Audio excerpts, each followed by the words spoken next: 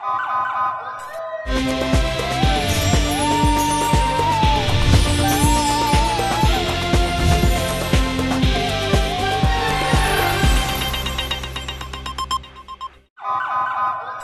पहले नजर डालते हैं अब तक की बुलेटिन।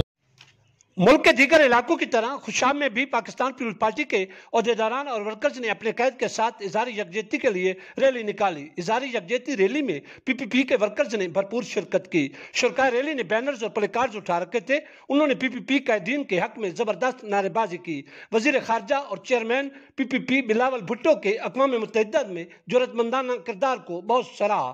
पीपीपी के मकामी कैदीन का कहना था कि पाकिस्तान पीपल्स पार्टी ने हमेशा हक व सच का साथ दिया है। भुट्टोइज्म ने कभी भी अपनी शानदार रवायात को तब्दील नहीं किया। हम कल भी कश्मीरियों के साथ थे और आज भी हैं। पीपीपी खुशाब की यह रैली डिस्ट्रिक्ट प्रेस क्लब जोराबाद के सामने जाकर इख्तिताम पजीर हुई।